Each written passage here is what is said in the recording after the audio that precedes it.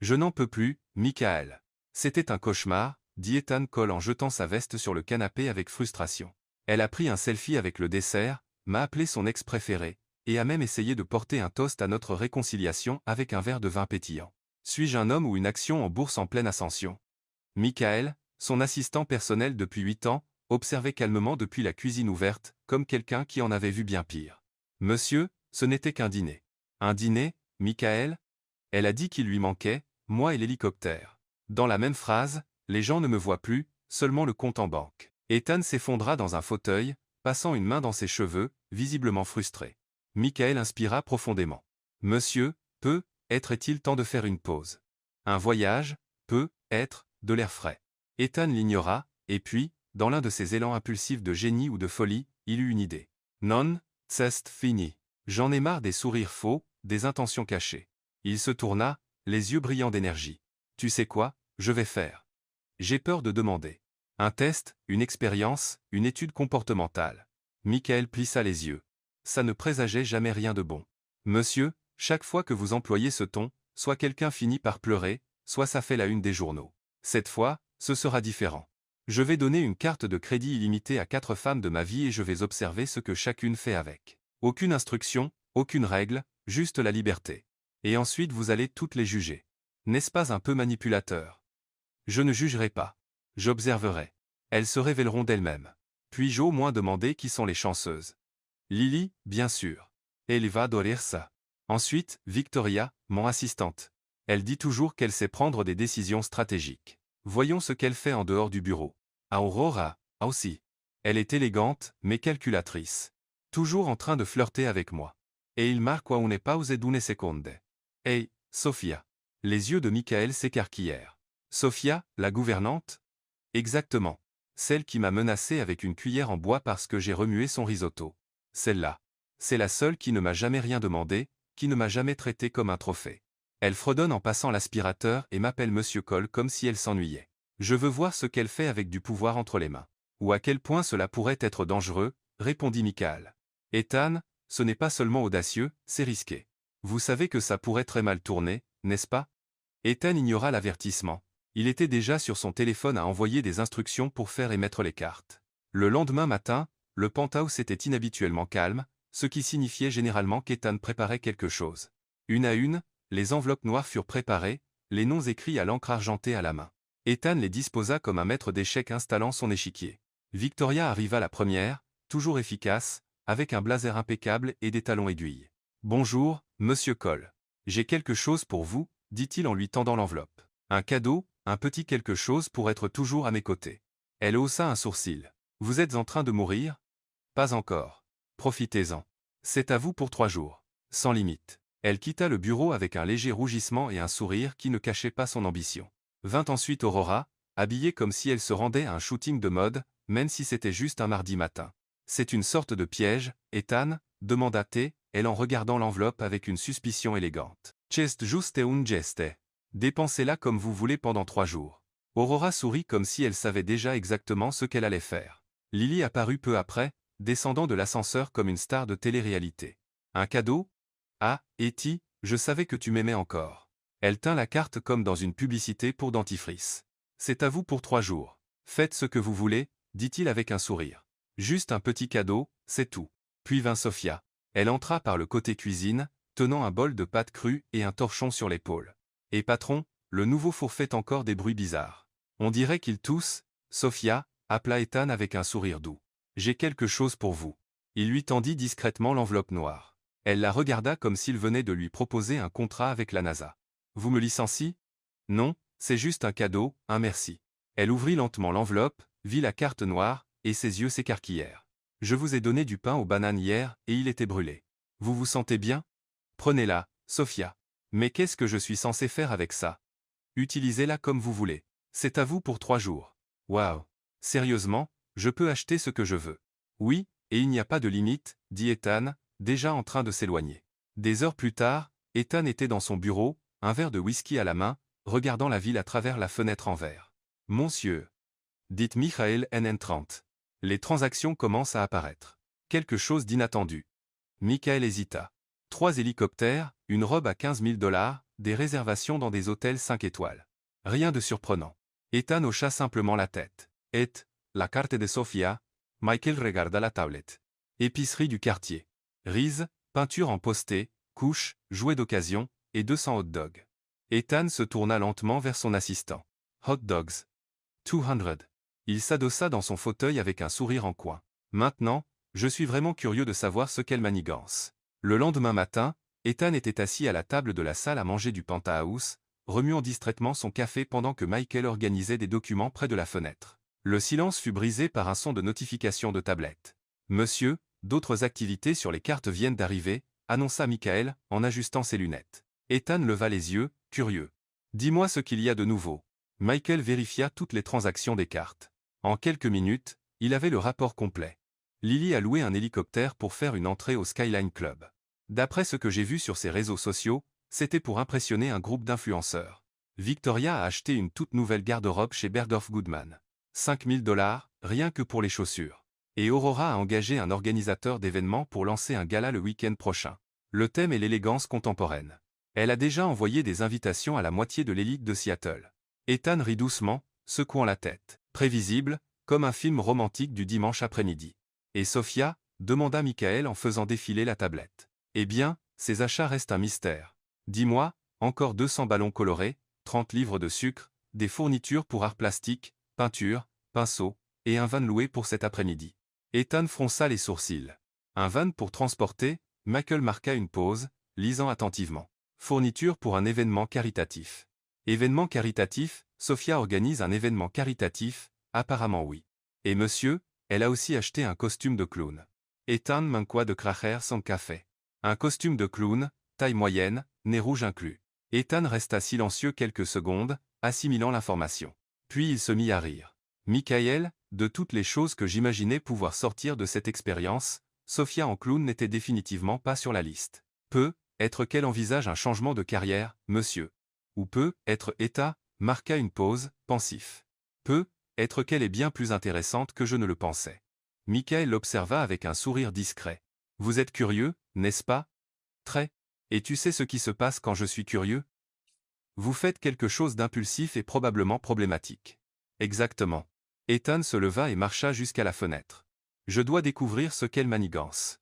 Monsieur, avec tout le respect que je vous dois, espionner la gouvernante n'est être pas la meilleure idée. Ce n'est pas de l'espionnage, Michael, c'est de l'observation scientifique. Bien sûr. Ethan passa le reste de la matinée agité, essayant de travailler, mais constamment distrait. À 14 heures, il n'en pouvait plus. Il prit les clés de sa voiture la plus discrète, un SUV noir, et quitta le penthouse. Suivant l'adresse que Michael avait obtenue auprès de la compagnie de location du van, Ethan arriva dans un quartier qu'il visitait rarement.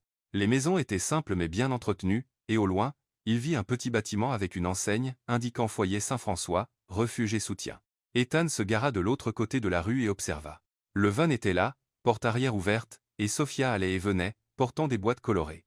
Elle portait un vieux t-shirt et un jonc, ses cheveux en un chignon désordonné, et même de loin, il pouvait entendre sa voix joyeuse discuter avec quelqu'un.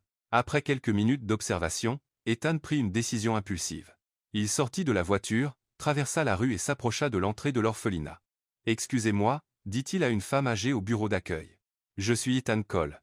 J'ai entendu parler du travail merveilleux que vous faites ici et j'aimerais aider. » La femme le regarda surprise. « Oh, c'est adorable. Je suis Margaret, la directrice. Aujourd'hui, nous organisons une fête spéciale pour les enfants grâce à la générosité d'une jeune femme vraiment merveilleuse. Quelle coïncidence. » Ethan sourit. Puis-je jeter un œil? Margaret le guida dans un couloir simple jusqu'à une cour intérieure où le chaos avait pris le dessus.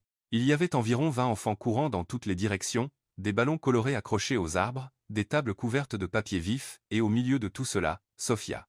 Elle portait un costume de clown, une combinaison rayée jaune et bleue, de grandes chaussures rouges, et un nez en caoutchouc, et essayait d'apprendre à un groupe d'enfants à faire des animaux en ballon. Le résultat était un désastre hilarant.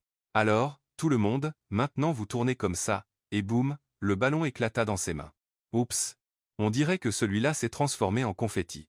Les enfants éclatèrent de rire et Sofia rit aussi, retirant des morceaux de ballon de ses cheveux. D'accord, on recommence. Cette fois avec moins de pression et plus d'espoir. Ethan s'appuya contre un arbre proche, observant fasciné.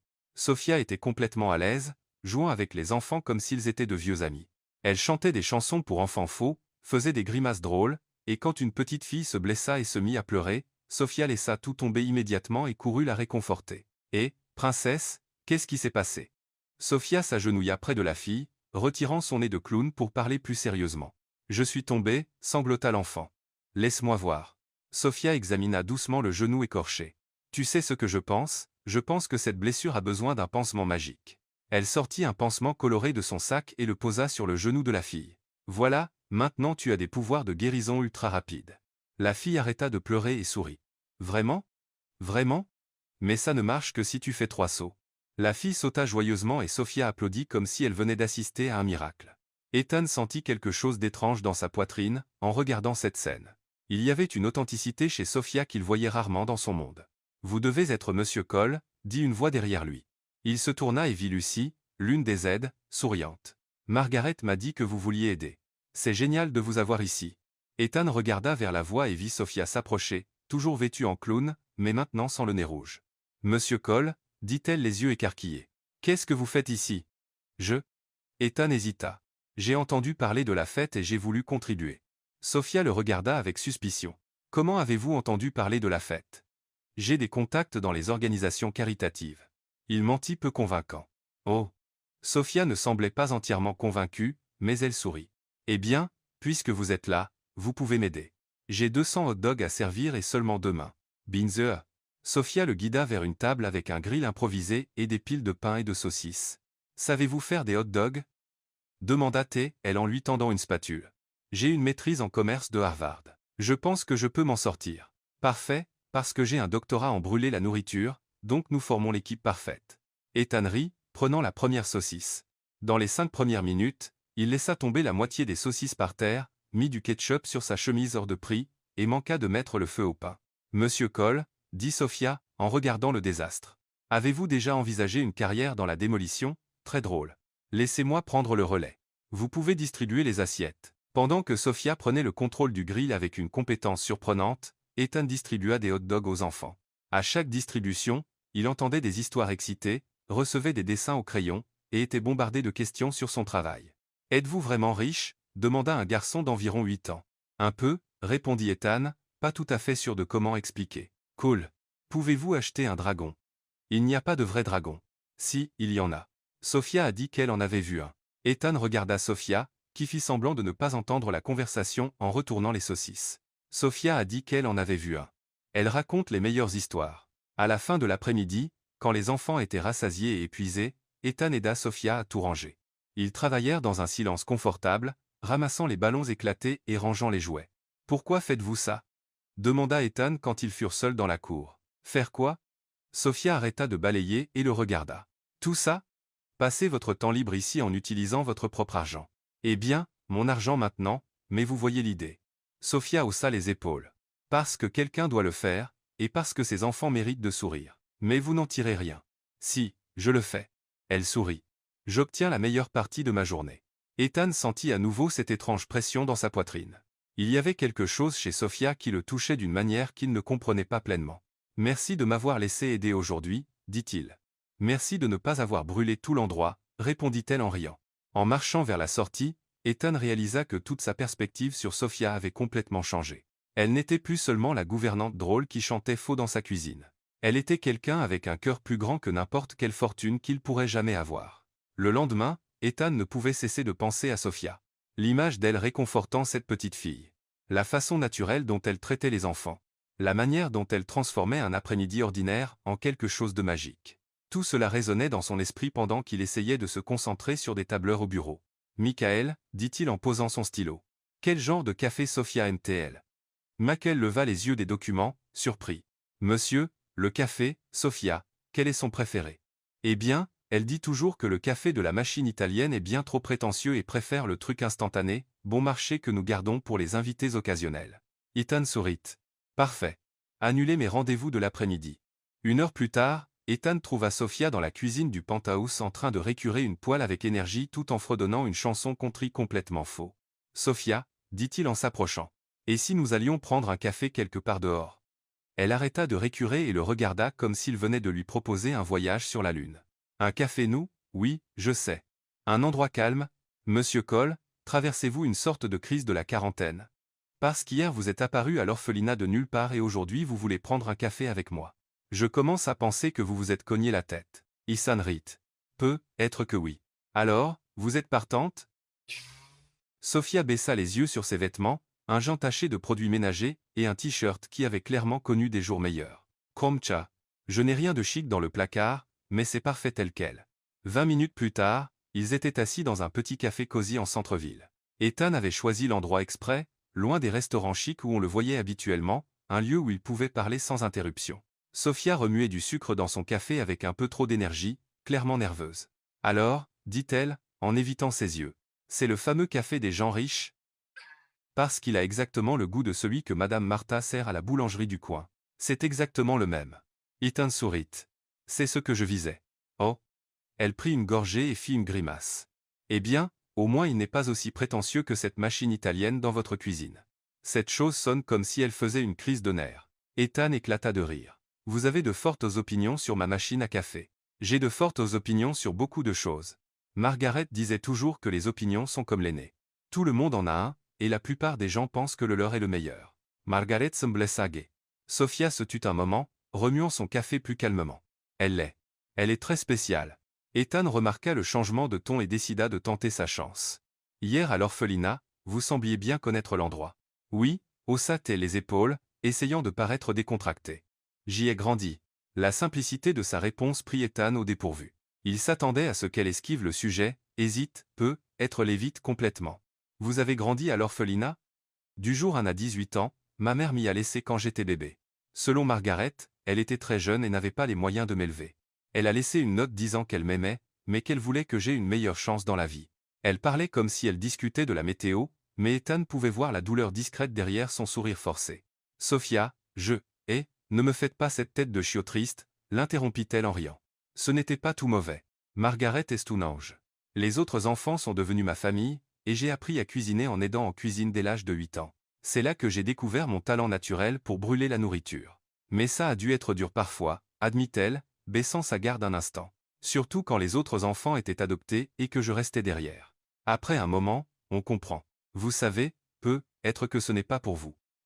Être que vous êtes celle qui reste pour veiller sur les autres. Ethan sentit une pression dans sa poitrine. Il y avait tant de force chez cette femme, tant de résilience cachée derrière son humour. Et à 18 ans on part. C'est la règle?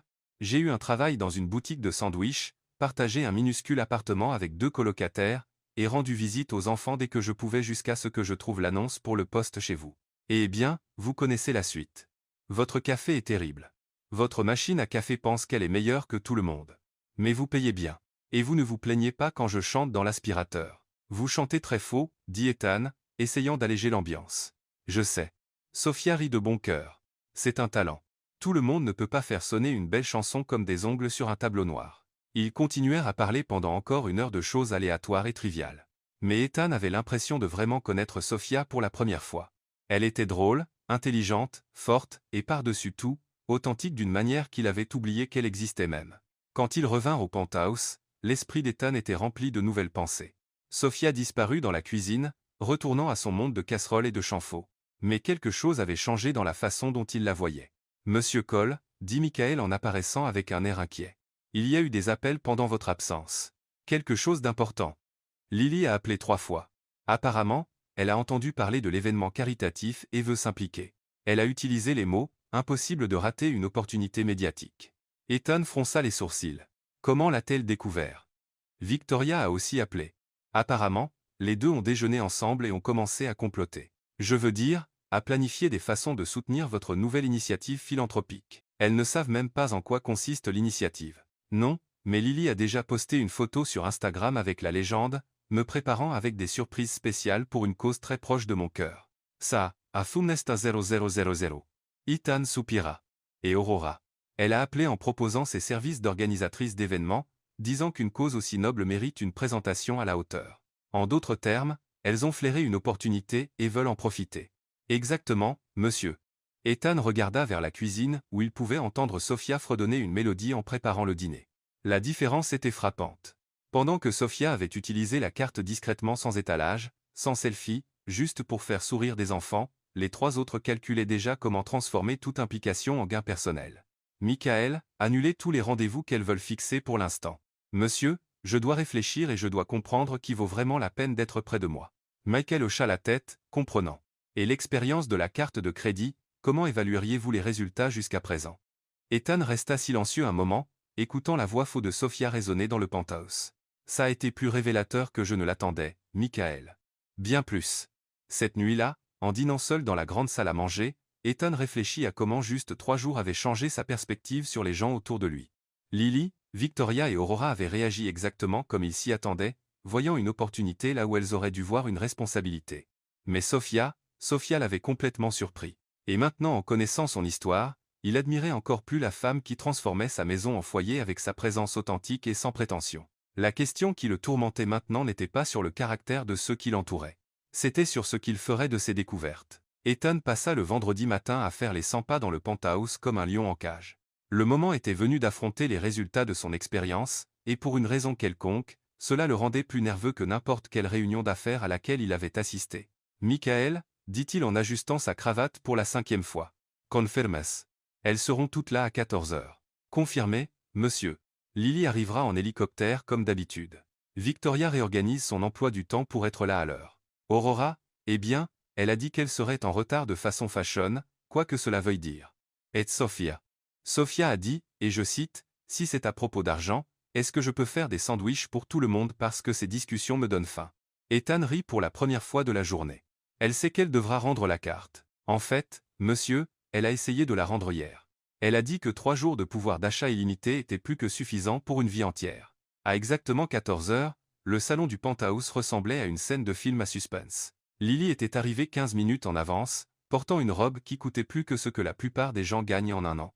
Se tenant stratégiquement près de la fenêtre où la lumière la frappait parfaitement. Victoria était assise avec une posture parfaite, tablette à la main, prête à prendre des notes comme si c'était une réunion de conseil.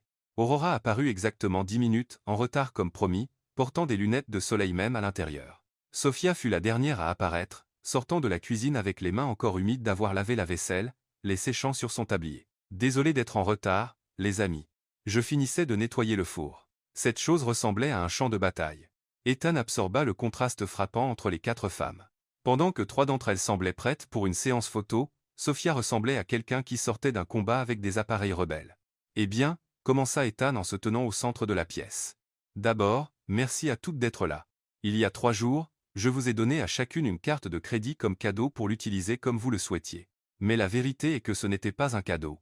C'était une expérience. » Lily, Aurora et Victoria échangèrent des regards choqués à la révélation d'Ethan. « Et c'était une expérience incroyable, Etty. » Lily l'interrompit, affichant un sourire éclatant. « Ça m'a vraiment fait réfléchir aux possibilités infinies de la vie. » Victoria hocha la tête de façon professionnelle. C'était une opportunité unique d'explorer des investissements personnels stratégiques.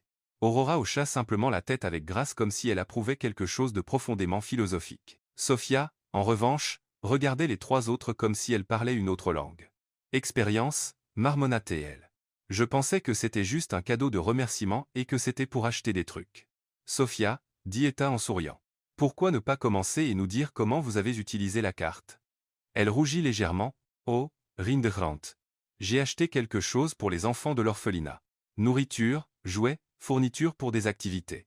Vous savez, des choses normales. » « Normales ?» Lily haussa un sourcil parfaitement épilé. « Chérie, normal serait une journée au spa ou une virée shopping à Beverly Hills. Ou un cours de développement professionnel, ajouta Victoria. Quelque chose qui ajoute de la valeur à votre CV. » Sophia les regarda sincèrement perplexe. « Pourquoi aurais-je besoin d'une journée au spa? Je me douche tous les jours et ma peau va bien. Et quel genre de cours enseigne à faire sourire les enfants? Parce que c'est ce que l'argent a payé, des sourires. » Aurora rit légèrement avec condescendance. « C'est mignon, Sophia. Mais il y a des façons plus raffinées de faire un impact social. »« Comme quoi ?» demanda Sophia sincèrement curieuse. « Un gala, par exemple, » répondit Aurora. « Rassembler des gens influents, créer un buzz médiatique positif, construire un réseau pour de futurs dons. » « Exactement, » approuva Lily. « J'ai utilisé la carte pour investir dans ma présence numérique. J'ai documenté toute l'expérience sur les réseaux sociaux pour inspirer mes abonnés à penser à la philanthropie. » Sophia cligna des yeux plusieurs fois. « Vous avez pris des photos de l'argent. J'ai capturé l'expérience, ma chère. Le processus, le voyage de découverte. Sophia se gratta la tête. Et les enfants affamés, étaient-ils heureux de voir vos photos? Un silence lourd s'abattit sur la pièce. Ethan dut se mordre la lèvre pour ne pas rire. Victoria s'éclaircit la gorge, essayant de reprendre le contrôle de la conversation.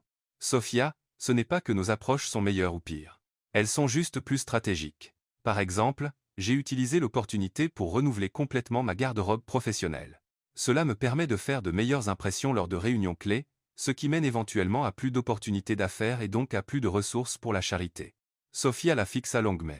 Donc, vous avez acheté des vêtements pour gagner plus d'argent à donner à la charité plus tard. Exactement. Mais en attendant, les enfants ont encore faim aujourd'hui. Pourquoi? Victoria trébucha. C'est une vision à long terme. Yevois. Sophia hocha lentement la tête. Un peu comme quand je décide de faire la vaisselle demain pour regarder la télé aujourd'hui. La seule différence est que personne n'a faim en attendant que je lave la vaisselle. Ethan dut se tourner vers la fenêtre pour cacher son rire. Lily, sentant que la conversation ne tournait pas en sa faveur, essaya de changer de ton. Sophia, ma chérie, ce que vous avez fait est admirable, bien sûr. Mais soyons honnêtes ici, dit-elle avec une pause dramatique. Ne pensez-vous pas qu'il y a une petite chance que vous ayez choisi d'aider l'orphelinat parce que vous saviez qu'Ethan serait impressionné? La pièce devint silencieuse. Sophia sembla sincèrement confuse. Impressionnée par quoi? Par votre gentillesse, votre générosité, dit Lily avec un sourire doux, bien que ses yeux soient aiguisés. C'est en fait une stratégie très intelligente. Stratégie, Sophia répéta le mot comme s'il était en chinois. Victoria se pencha en avant, suivant le lead de Lily. Ce que Lily dit, c'est qu'il serait naturel pour quelqu'un dans votre position de vouloir faire bonne impression sur le patron par des gestes généreux. Sophia passa d'une femme à l'autre, puis à Aurora, qui observait l'échange comme une étude de cas en sociologie, et enfin à Ethan. Laissez-moi comprendre, dit-elle lentement. Vous pensez que j'ai aidé ces enfants pour impressionner Monsieur Cole? Nous ne vous accusons pas, dit rapidement Lily, juste souligner que ce serait une motivation compréhensible. Sophia se tut un moment, réfléchissant. Puis, à la surprise de tous, elle se mit à rire. Sérieusement, dit Sophia, encore en riant. Vous pensez vraiment que j'ai élaboré un plan maître pour impressionner le patron en aidant des orphelins? Ce n'est pas impossible, marmonna Victoria. Victoria, ma chérie, répondit Sophia avec une patience exagérée.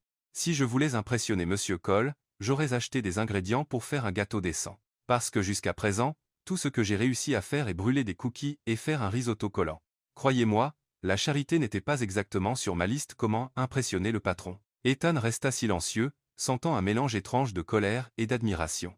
Colère contre la façon dont Lily et Victoria s'attaquaient à Sophia, admiration pour la manière naturelle dont elle tenait tête. D'ailleurs, continua Sophia, j'aide ces enfants depuis 2 ans, bien avant de commencer à travailler ici. Donc, à moins que j'aie des pouvoirs psychiques, et que j'ai su que mon futur patron ferait un jour une expérience folle avec une carte de crédit, je pense qu'on peut abandonner la théorie du complot. Auroran leo finces lunetes de soleil. 2 ans? Vous aidez l'orphelinat depuis 2 ans, tous les vendredis. Parfois les samedis aussi, quand ils ont besoin d'aide supplémentaire. Sophia haussa les épaules. Margaret a toujours besoin d'une paire de mains en plus, et j'aime les enfants. Ils sont drôles et honnêtes, très différents de certaines personnes que je connais. Cette dernière phrase vint avec un regard pointu vers Lily et Victoria. Ethan sentit une pression dans sa poitrine. Tout ce temps pendant que Sophia travaillait pour lui, elle avait maintenu cet engagement discret envers l'orphelinat. Elle n'en avait jamais parlé, n'avait jamais demandé de congés spéciaux, n'en avait jamais utilisé comme excuse pour quoi que ce soit. Sophia, dit-il, enfin retrouvant sa voix.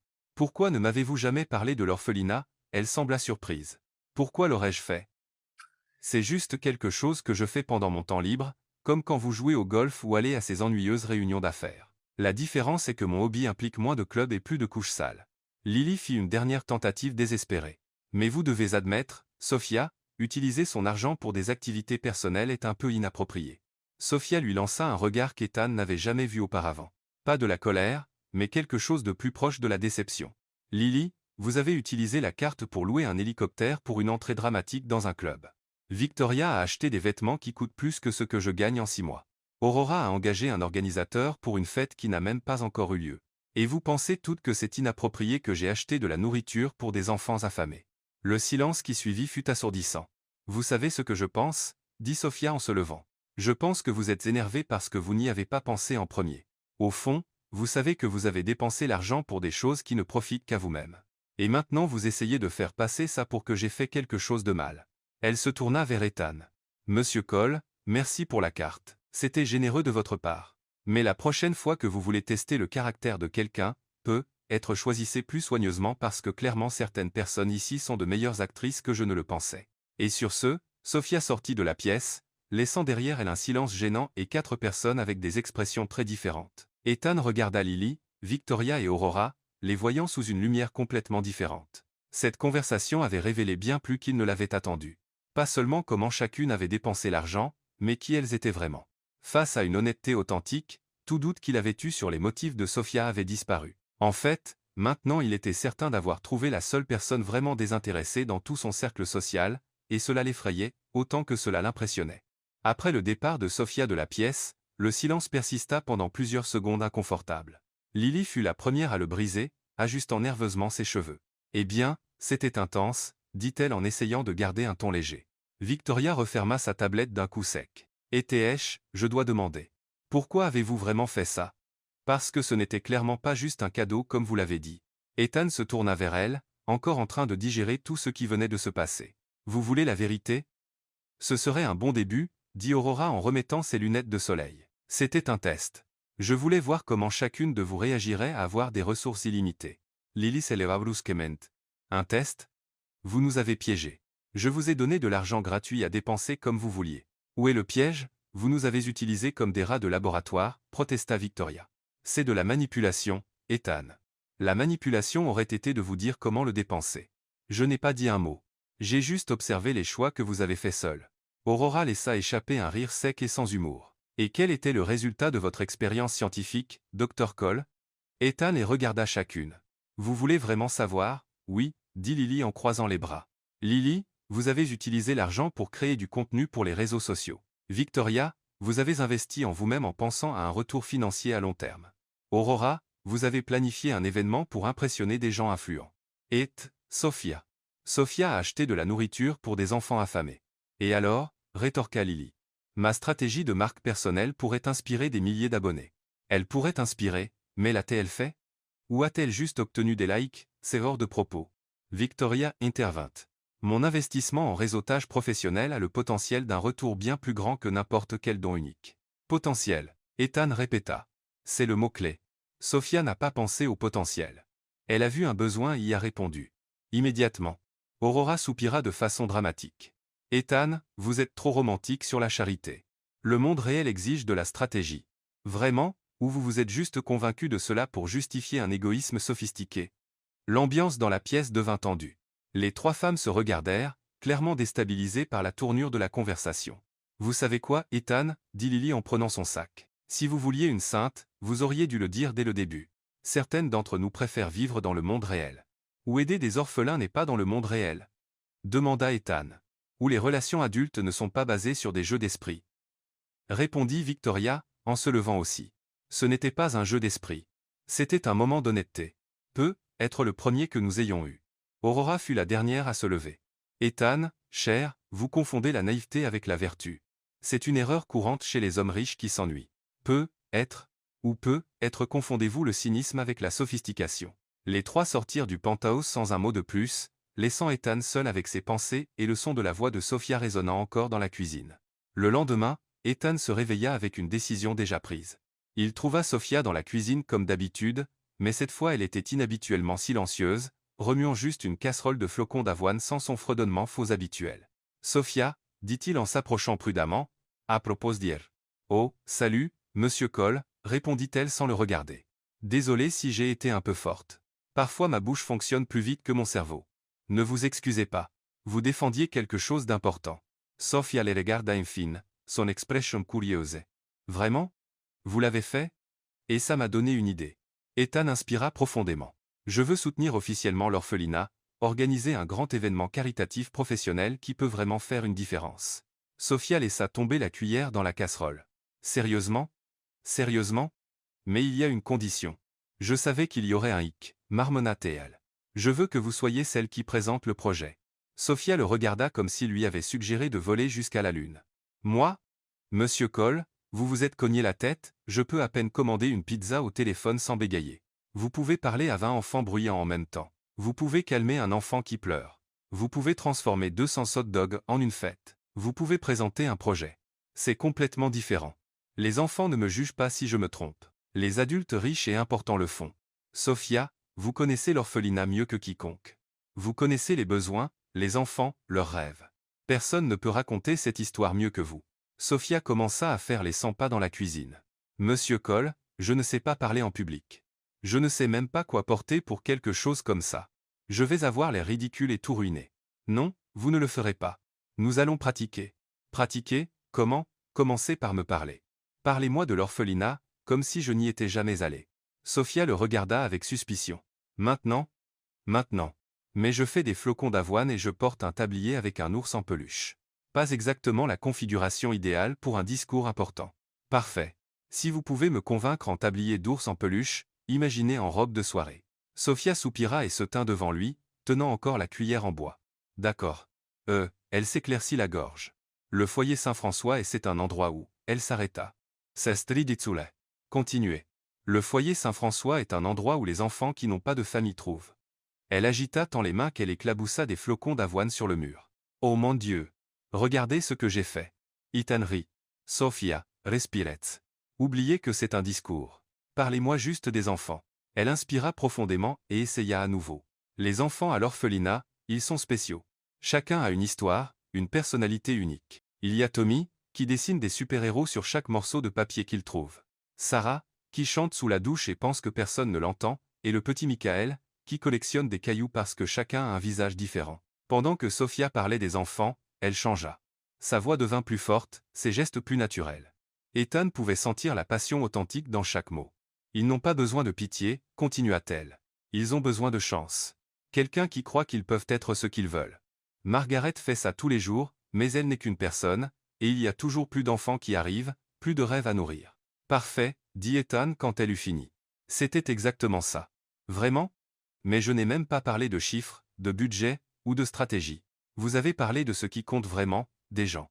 C'est ce qui touche les cœurs et ouvre les portefeuilles. Pendant les 2 semaines suivantes, Sophia pratiqua son discours religieusement. Ethan la trouvait dans la cuisine, chaque matin en train de gesticuler vers les casseroles et poêles, comme si elles étaient son public. Une fois elle était si concentrée qu'elle ne le remarqua pas entrer et continua sa présentation au mixeur. Et c'est pourquoi nous avons besoin de votre soutien, dit-elle à l'appareil. Ensemble nous pouvons changer des vies. Et elle repéra Ethan qui l'observait. Depuis combien de temps êtes-vous là? Depuis la partie où vous avez appelé le mixeur public distingué. Oh non, comme c'est embarrassant. Sophia couvrit son visage de ses mains. Je pratique tellement. Je commence à voir des gens là où il n'y en a pas. Vous faites du super boulot. Votre passion est contagieuse. Ma passion m'y rend folle. Hier soir j'ai rêvé que je présentais à une salle pleine de fourchettes et de couteaux. Ethan rit aux éclats. Comment ça s'est passé? Les fourchettes ont applaudi, mais les couteaux étaient divisés, dit-elle, puis rit de sa propre blague. Vous comprenez? Divisés comme quand on coupe quelque chose. Yet some prince, dit Ethan, encore en riant. Voyez, même vos nerfs sont drôles. Au fil des jours, Ethan réalisa que ses moments préférés étaient ceux qu'il passait à aider Sophia à se préparer. Il y avait quelque chose de réconfortant dans la façon dont elle transformait ses peurs en blagues, dans comment ses insécurités la rendaient plus humaine, pas moins. Un après-midi, en repassant le discours pour la 10e fois, Sophia trébucha sur un mot et dit « La philanthropie a de la philanthropie. » Philanthropie, répéta Ethan en haussant un sourcil. Oui, peut être que c'est de la philanthropie pour les gens qui aiment chasser. Sophia gesticula, puis s'effondra dans la chaise. Monsieur Cole, je ne suis pas faite pour ça. Je vais me ridiculiser devant tous ces gens importants. Ethan s'assit à côté d'elle. Sophia, savez-vous ce qui vous distingue de tous ces gens importants? Ils savent prononcer philanthropie. Ils savent prétendre se soucier. Vous vous souciez vraiment et ça vaut plus que tous les mots parfaitement prononcés du monde. Sophia le regarda dans les yeux et pendant un moment la cuisine devint silencieuse. Il y avait quelque chose de différent dans l'air. Une tension qui n'avait rien à voir avec l'anxiété du discours. Monsieur Cole, dit-elle doucement. Pourquoi est-ce si important pour vous? Parce que, Ethan hésita. Parce que vous m'avez rappelé qu'il y a des choses plus importantes que l'argent. Et parce que je veux que le monde voie ce que je vois quand je vous regarde. Sophia rougit et détourna le regard. Que voyez-vous quand vous me regardez? Ethan sentit son cœur s'accélérer. Cette question portait tant de possibilités, tant de chemins dont il n'était pas sûr de devoir les prendre. Je vois quelqu'un qui rend le monde meilleur juste en y étant, dit-il. Honnêtement, le silence qui suivit fut différent de tous les précédents. Il était plein de sens, de sentiments non dits, d'une connexion qui grandissait plus forte avec chaque jour de pratique, chaque rire partagé, chaque moment où 2 mondes très différents se rencontraient dans cette cuisine pleine de casseroles et de rêves. 2 semaines plus tard, le jour de l'événement arriva comme une tempête longtemps attendue. La grande salle de bal du centre de convention de Seattle avait été transformée en quelque chose tout droit sorti d'un film. Lumière douce, arrangements floraux élégants, et une atmosphère qui criait richesse et influence. Ethan observa les préparations finales avec un mélange de fierté et de nerfs. « Monsieur », dit Michael, en apparaissant à ses côtés avec une tablette. « Nous avons 250 invités confirmés, dont 15 PDG de grandes entreprises et au moins 10 journalistes locaux. » « Et Sophia ?» demanda Ethan en ajustant sa cravate pour la 3e fois. « Elle est dans la loge improvisée en train de pratiquer son discours devant le miroir. Je l'ai entendu appeler son reflet le public le plus honnête qu'elle ait jamais eu. » Ethan sourit, mais il ne pouvait cacher son inquiétude. Au cours des 2 dernières semaines, il avait vu Sophia passer d'une gouvernante nerveuse à une avocate passionnée pour l'orphelinat. Mais des événements comme celui-ci étaient un territoire inconnu pour elle. « Michael, sommes-nous sûrs que c'est une bonne idée ? » « Monsieur, si je puis parler franchement, Mademoiselle Sophia a quelque chose que la plupart de ces gens n'ont pas. La sincérité, et ça vaut plus que tous les cours d'art oratoire du monde. » Dans la loge, Sophia vivait sa propre petite crise. Elle portait une robe noire simple mais élégante qu'Ethan avait insisté pour lui acheter, et pour la première fois depuis des années, elle se sentait complètement déplacée. « Ok, Sophia, marmonna-t-elle au miroir, vous avez ça. Ce ne sont que des gens.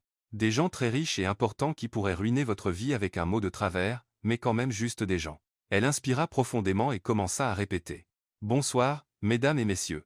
Je m'appelle Sophia, et… » Elle s'arrêta. « Je m'appelle Sophia et je travaille pour Monsieur Cole. » Non, ça sonne comme si j'étais juste la gouvernante. « Je m'appelle Sophia, et je suis ici pour parler d'eux. » Elle agita tant la main qu'elle renversa un verre d'eau. « Parfait. Je n'ai même pas commencé et je renverse déjà des choses. » Un léger coup à la porte l'interrompit. « Sophia. » La voix d'Ethan vint de l'autre côté. « Puis-je entrer ? » « Bien sûr, mais préparez-vous à assister à un désastre en direct. » Ethan entra et trouva Sophia en train d'essayer d'éponger l'eau renversée avec du papier toilette. « Comment vous sentez-vous ? » « Comme si j'avais avalé un essaim d'abeilles. »« Des enragés. C'est normal d'être nerveuse, Monsieur Cole. Nerveuse c'est quand on oublie où on a laissé ses clés. Ceci est une panique totale. Je vais sortir là-bas, ouvrir la bouche, et au lieu de mots intelligents, un bruit bizarre en sortira que je ne reconnaîtrai même pas. » Ethan s'approcha. « Sophia, regardez-moi. » Elle le fit, et il put voir la vraie peur dans ses yeux. « Vous ne faites pas ça pour eux, dit-il. Vous le faites pour les enfants. Pensez à Tommy et ses dessins de super-héros. Sarah qui chante sous la douche, Michael et ses petits cailloux spéciaux. » Sophia inspira profondément. « Vous avez raison. Il mérite que j'essaie au moins de ne pas avoir l'air d'une idiote. Vous n'aurez pas l'air d'une idiote, et si vous le faites, je serai là pour aider. » 20 minutes plus tard, l'événement battait son plein. La salle de bal était bondée de l'élite de Seattle, tous élégamment vêtus et parlant à voix basse et raffinée. Ethan se déplaçait parmi les invités, mais ses yeux revenaient sans cesse à Sophia, qui se tenait près de la scène, essayant clairement de ne pas hyperventiler. « ETH » appela une voix familière derrière lui. Il se tourna, et vit Lily s'approcher, époustouflante dans une robe rouge qui coûtait probablement plus que ce que Sophia gagnait en un an. « Lily, je ne m'attendais pas à vous voir ici. Oh, vous ne pensiez pas vraiment que je raterais un événement aussi important, n'est-ce pas ?» Elle sourit, mais il y avait quelque chose d'aiguisé dans ses yeux, surtout après avoir entendu que votre gouvernante serait la star de la soirée. « Sophia n'est pas juste ma gouvernante, » dit Ethan un peu plus fermement qu'il ne le voulait. « Bien sûr que non, » approuva Lily avec une douceur sucrée. « J'ai entendu que vous avez passé pas mal de temps ensemble dernièrement. Comme c'est romantique. » Avant qu'Ethan ne puisse répondre, Victoria apparut aux côtés de Lily comme si elles avaient coordonné leur arrivée. « Ethan, quel bel événement, » dit-elle en balayant la pièce du regard avec des yeux calculateurs. « Ça a dû coûter une fortune. J'espère que la couverture médiatique positive vaudra l'investissement. » « Il ne s'agit pas de retour médiatique, Victoria. Il s'agit de faire une différence. » « Bien sûr, » sourit-elle. « Et comme c'est pratique que Sophia ait tant d'influence sur vos décisions philanthropiques dernièrement. » Ethan sentit son irritation monter. Mais avant qu'il ne puisse répondre, les lumières de la salle de bal s'atténuèrent, et un annonceur demanda l'attention de tous. Sophia monta sur la scène comme quelqu'un se dirigeant vers son propre procès. Elle se plaça derrière le micro, regarda la foule de 250 invités bien habillés, et pendant un moment, on aurait dit qu'elle pourrait faire demi-tour et s'enfuir. « Bonsoir, » dit-elle, sa voix un peu tremblante. « Je m'appelle Sophia, et… » Elle s'arrêta, inspira profondément, et continua. « Et j'ai grandi dans l'orphelinat que nous soutenons ce soir. » Un murmure d'intérêt parcourut la pièce. Sophia avait décidé à la dernière minute d'être complètement honnête sur son passé. « Je sais que vous êtes tous habitués à des présentations pleines de graphiques et de chiffres, » continua-t-elle, paraissant un peu plus confiante maintenant, « mais je préférais parler de gens, d'enfants avec des noms, des rêves et des histoires qui leur sont propres. Elle commença à parler de Tommy, Sarah et Michael. Et Ethan pouvait voir le public se pencher en avant, vraiment à l'écoute. Sophia trouvait son rythme. Ce dont ces enfants ont besoin n'est pas de la pitié, dit-elle, sa voix maintenant stable. Ils ont besoin d'opportunités. Quelqu'un qui croit qu'ils peuvent être ce qu'ils veulent être. C'est alors que Sophia devint un peu trop animée en parlant d'espoir, et heurta accidentellement un serveur passant avec un plateau de champagne. Le serveur essaya de reprendre l'équilibre, mais il était trop tard. Le plateau vola et le champagne éclaboussa de façon dramatique Robert Whitfield, l'un des hommes d'affaires les plus importants de Seattle. La pièce devint complètement silencieuse. Sophia regarda l'homme d'affaires trempé, le public choqué, puis Ethan, son visage figé d'horreur. Bégaya-t-elle. Monsieur Whitfield, je suis tellement désolé, je n'ai pas. Allez-vous me poursuivre? Parce que je n'ai pas d'argent pour un avocat. J'ai juste un cousin qui regarde beaucoup New York, unité spéciale. La tension était épaisse. Whitfield se tenait là dégoulinant de champagne, son visage illisible. Ethan vit l'avenir de Sophia se défaire en temps réel et n'hésita pas. Il monta rapidement sur la scène. Robert, dit-il en prenant une serviette sur une table proche. On dirait que Sophia a décidé que vous aviez besoin d'un verre plus tôt que prévu. Whitfield le fixa pendant un moment qui sembla éternel.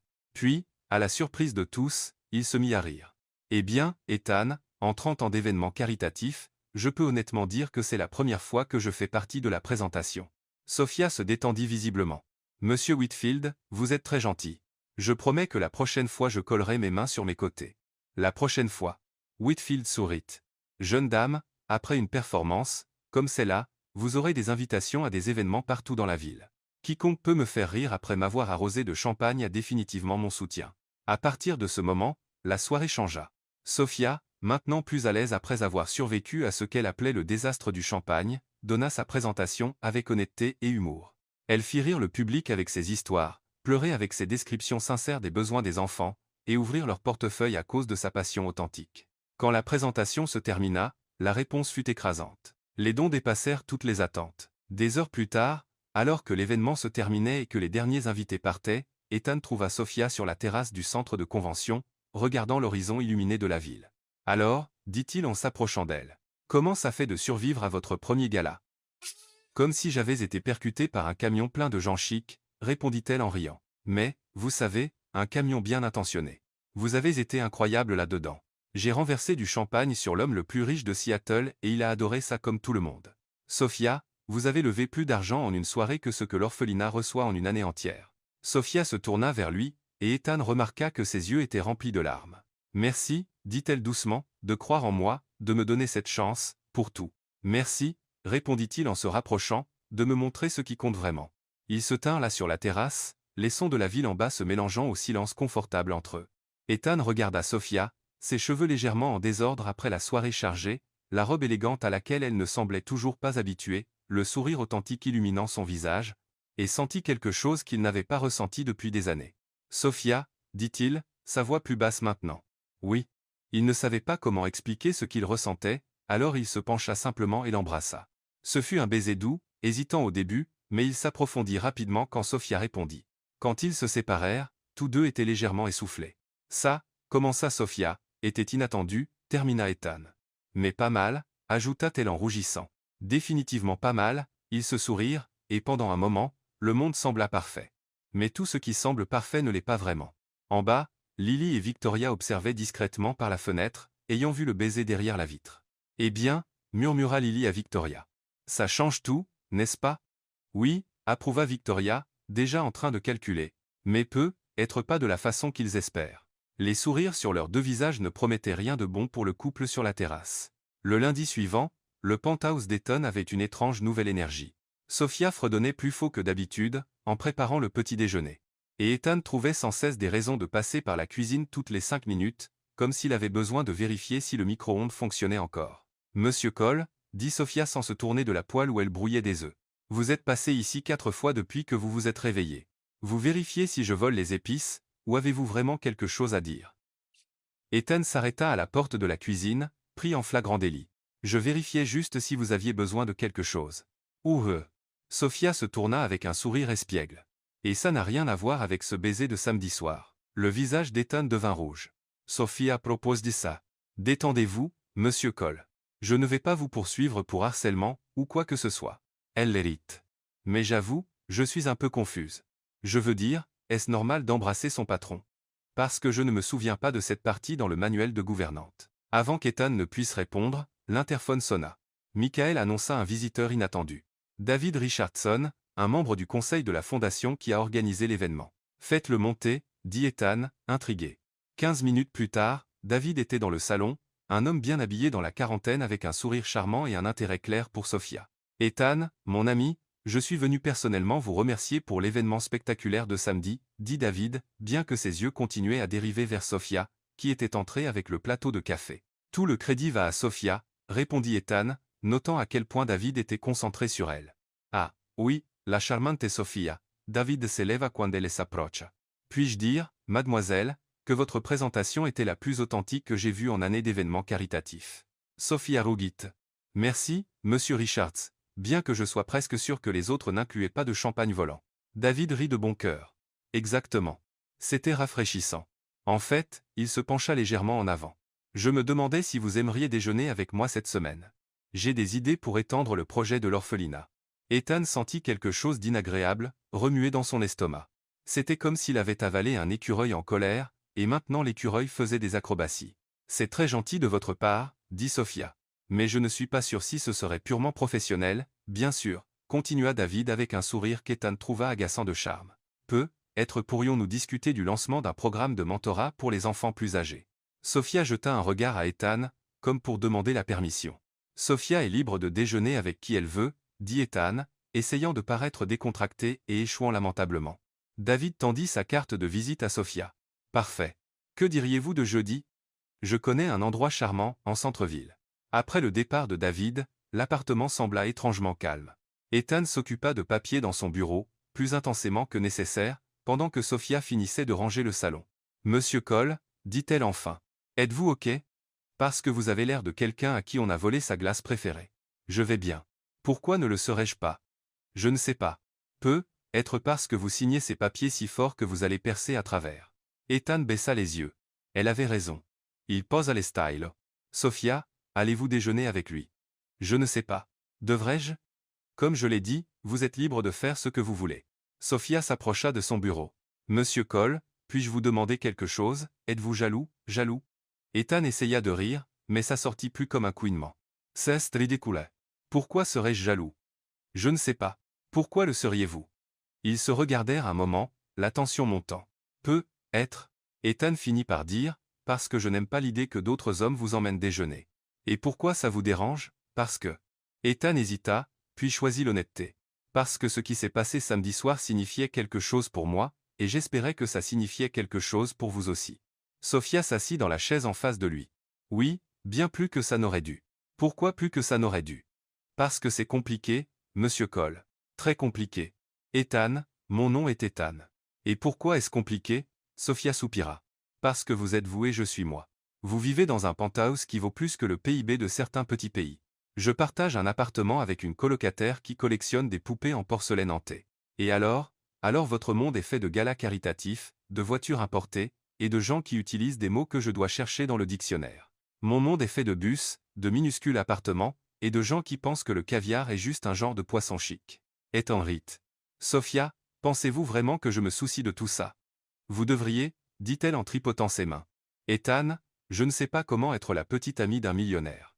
Je ne sais pas quoi porter dans des restaurants chics. Je ne connais pas les règles de votre monde. Je vais probablement tout gâcher et vous embarrasser. Vous m'embarrassez, Sophia. Vous êtes la personne la plus authentique que je connaisse. Vous avez fait rire Robert Whitfield après lui avoir renversé du champagne dessus. Vous transformez 200 hot dogs en une fête inoubliable. Et vous parlez aux enfants comme s'ils étaient les personnes les plus importantes du monde. Mais ça ne suffit pas pour votre monde. Ça suffit pour mon monde. En fait, c'est plus que suffisant. C'est parfait. Sophia le regarda dans les yeux. Êtes-vous sûr? Parce qu'une fois qu'on commence ça, il n'y a pas de retour en arrière. Et je ne sais pas si je pourrais le supporter si vous changiez d'avis plus tard. Il y avait tant de vulnérabilité dans sa voix que ça brisa le cœur d'Ethan. Il se leva, contourna le bureau, et s'agenouilla près de sa chaise. Sophia, regardez-moi. Quand elle le fit, il continua, je ne changerai pas d'avis. Vous m'avez fait réaliser que j'ai passé des années entouré de gens qui prétendent se soucier de moi à cause de mon argent. Vous vous souciez de moi malgré mon argent. Ça vaut plus que n'importe quelle fortune. Mais si je ne sais pas comment me comporter? Et si vos amis sophistiqués pensent que je ne suis qu'une fille de petite ville, alors ils ne méritent pas de vous connaître. Et honnêtement, après ce que j'ai vu pendant le défi de la carte de crédit, je pense que mes amis sophistiqués pourraient apprendre beaucoup de vous. Sofia, donna un sourire timide. Vous le pensez vraiment? Oui. En fait, j'ai une confession à faire. Quoi? J'ai peur, moi aussi. De quoi? De ne pas être assez bien pour vous. Sofia le regarda comme s'il avait perdu l'esprit. Ethan, vous êtes millionnaire. Je nettoie des salles de bain pour vivre. Et vous êtes la personne la plus généreuse, drôle et gentille que j'ai jamais rencontrée. Sourire de cheval. Je suis un bourreau de travail grincheux qui ne connaissait pas la différence entre philanthropie et étalage jusqu'à ce que vous me l'appreniez. Vous n'êtes pas grincheux. Eh bien, pas toujours. Voyez, vous êtes déjà trop généreux avec moi. Ils rirent tous les deux, et la tension dans la pièce commença à s'estomper. Alors, dit Sofia, que faisons-nous maintenant? Maintenant vous décidez si vous voulez déjeuner avec David Richardson ou avec moi. Laissez-moi réfléchir. Sofia fit semblant de considérer sérieusement. Un homme riche et charmant qui peut m'emmener dans des restaurants chics ou mon patron qui pense que les céréales comptent comme dîner quand il travaille tard. Et, ces céréales étaient bio et chères. Vendo? Sofia sourit. Mais seulement si vous promettez de ne pas avoir l'air d'un chiot triste chaque fois qu'un gars me parle. Je promets d'essayer. Et vous devez arrêter de prétendre vérifier le micro-ondes toutes les 5 minutes. Ce n'était pas prétendre. J'étais vraiment inquiet pour le micro-ondes, Ethan. D'accord. D'accord. J'ai promis d'être moins évident sur mon besoin névrotique d'être près de vous. Mieux. Pendant qu'ils riaient et parlaient, aucun d'eux ne remarqua la silhouette qui observait depuis le bâtiment d'en face. Lily était assise dans un café avec une vue parfaite sur le penthouse d'Ethan à travers les grandes fenêtres en verre.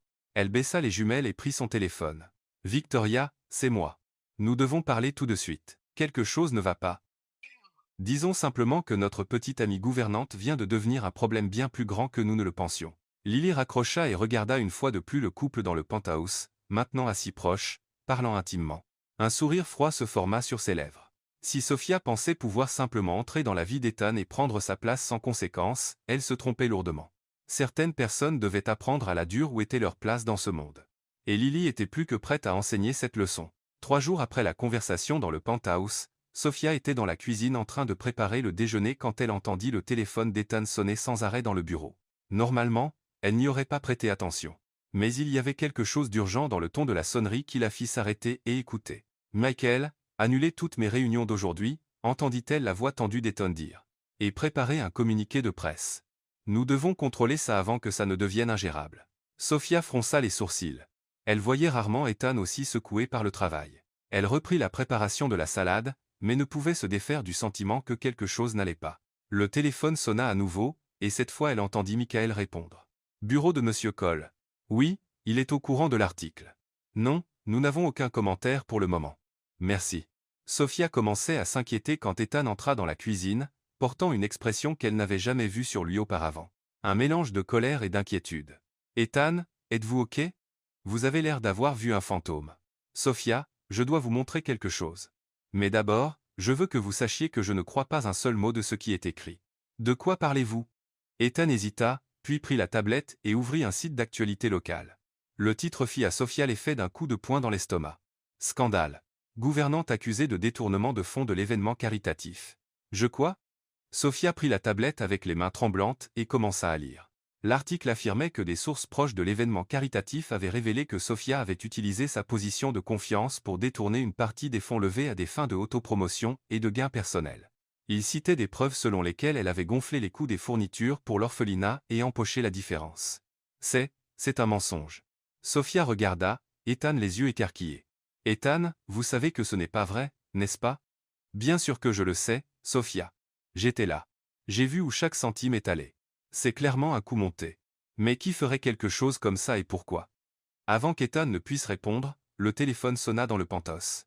Michael apparut à l'entrée de la cuisine avec une expression sinistre. Monsieur Cole, c'est Channel 7 News. Il demande une déclaration sur les accusations contre mademoiselle Sofia. Ethan passa une main dans ses cheveux. Dites-leur. Dites-leur que nous préparons une réponse officielle. Sofia le fixa. Une réponse officielle, Ethan, pourquoi ne pas simplement dire que c'est un mensonge? Parce que... Ethan hésita. Parce que je dois être prudent avec ce que je dis à la presse. J'ai besoin de tous les faits avant de faire une déclaration publique. Tous les faits? Quels faits? Vous étiez là. Vous savez que je n'ai pas fait ça. Sofia, je sais, mais, sa voix baissa, pleine de douleur. Il y a un mais. Ethan réalisa qu'il était entré en territoire dangereux. Sophia, ce n'est pas que je doute de vous. C'est juste que je dois protéger la fondation, le projet, votre réputation. Ma réputation? Sophia laissa échapper un rire amer. Ethan, ma réputation vient d'être détruite en ligne. Et vous pensez la protéger en jouant la prudence? Le téléphone sonna à nouveau. Cette fois, c'était le portable de Sophia. Elle regarda l'écran.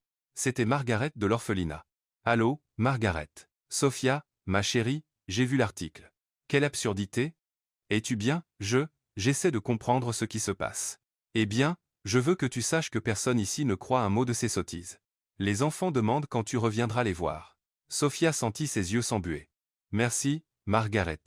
Ça signifie beaucoup pour moi. Quand elle raccrocha, Ethan l'observait avec une expression coupable. Sophia, vous savez ce qui est drôle? Elle l'interrompit. Margaret, qui me connaît depuis des années, a su instantanément que c'était un mensonge. Mais vous m'avez embrassé il y a 3 jours, et maintenant vous avez besoin de plus d'informations. Ce n'est pas comme ça. Ce n'est pas. Sophia marcha jusqu'à la fenêtre, lui tournant le dos. Ethan, j'ai passé toute ma vie à être laissé derrière par des gens qui étaient censés me faire confiance. Ma mère m'a laissé à l'orphelinat. Famille d'accueil après famille d'accueil m'a abandonné. Et maintenant, quand j'ai enfin pensé avoir trouvé quelqu'un qui me voyait pour qui je suis vraiment. Sophia, je vous vois. Ça n'a pas changé, n'est-ce pas? Alors pourquoi ne m'avez-vous pas défendu immédiatement? Pourquoi avez-vous hésité? Ethan resta silencieux parce qu'au fond il savait qu'elle avait raison. Pendant une fraction de seconde en lisant l'article, une petite partie de lui s'était demandé s'il y avait une chance qu'il ait été trompé. Pas sur l'argent. Il savait que c'était un mensonge, mais sur ses intentions, et cette minuscule hésitation avait transpiré. Sophia, Vous n'avez pas besoin d'expliquer. Elle se tourna vers lui, et Ethan vit des larmes silencieuses couler sur son visage. Je comprends parfaitement. Qu'avez-vous compris? Qu'au final, je ne suis que la gouvernante qui a dépassé les bornes. Et quand les choses deviennent dures, il est plus facile de reculer que de me défendre. Ce n'est pas vrai, n'est-ce pas? Alors pourquoi n'avez-vous pas pris le téléphone et dit immédiatement que vous connaissiez mon caractère? Pourquoi n'avez-vous pas défendu la femme que vous dites aimer? Ethan réalisa qu'il avait fait une terrible erreur. Sophia, vous avez raison. J'aurais dû réagir différemment. Vous auriez dû. Elle essuya ses larmes du dos de la main. Mais vous ne l'avez pas fait. Et ça me dit tout ce que j'ai besoin de savoir. Sophia quitta la cuisine et revint quelques minutes plus tard avec un petit sac à dos. Que faites-vous? Je pars. Partir où? Quitter le travail. Quitter votre vie. Quitter tout ce désordre. Sophia, vous n'avez pas à faire ça. Nous découvrirons qui est derrière ça. Nous blanchirons votre nom, Ethan. Elle s'arrêta à la porte et le regarda dans les yeux. La différence entre nous est que vous pensez que mon nom a besoin d'être blanchi. Je sais qu'il n'a jamais été sali. Et si vous ne le savez pas aussi, alors peut-être que je me suis trompé sur qui vous êtes vraiment. Sophia, s'il vous plaît ne partez pas comme ça. Comme quoi? Déçu, blessé? Parce que c'est exactement ce que je ressens. Restez. Au moins jusqu'à ce que nous réparions ça. Sophia secoua la tête. Ethan, j'ai passé des années à l'orphelinat à regarder les enfants attendre que leurs parents reviennent les chercher. Ils ne l'ont jamais fait. J'ai appris tôt que quand quelqu'un doute de vous-même une seconde, c'est parce qu'au fond ils ont déjà décidé que vous ne valez pas la peine de se battre pour vous. Je n'ai pas décidé ça. Si, vous l'avez fait. Le moment où vous avez hésité à me défendre, le moment où vous avez pensé juste que j'étais capable de voler de l'argent à des orphelins. Ethan se sentit comme s'il avait été frappé parce qu'elle avait raison. Pendant une fraction de seconde, il avait douté d'elle. Pas de son honnêteté sur l'argent, mais de ses motivations globales. Et maintenant il voyait à quel point cela avait été cruel et injuste. Sophia, prenez soin de vous, Ethan, et la prochaine fois que vous rencontrez quelqu'un qui se soucie vraiment de vous, faites-lui confiance dès le début, parce que ça pourrait être la seule chance que vous ayez. Sophia sortit du penthouse, et Ethan resta là dans la cuisine vide, entendant l'écho de ses propres erreurs. Le silence qui suivit fut assourdissant. Pas de champfaux, pas de casserole qui s'entrechoquent, pas de vie dans l'espace qu'elle remplissait autrefois. Michael apparut dans l'embrasure de la porte quelques minutes plus tard. Monsieur, Chanel 7 a rappelé. Ils veulent savoir si vous ferez une déclaration quelconque. Ethan regarda par la fenêtre, observant Sophia marcher dans la rue en bas, portant son petit sac à dos comme s'il contenait toute sa vie. Michael, préparez une déclaration complète, défendant l'intégrité de Sophia. Je la veux forte sans place au doute. Oui monsieur. Puis-je demander ce qui vous a fait changer d'avis sur la prudence? Ethan continua à regarder jusqu'à ce que Sophia tourne au coin et disparaisse.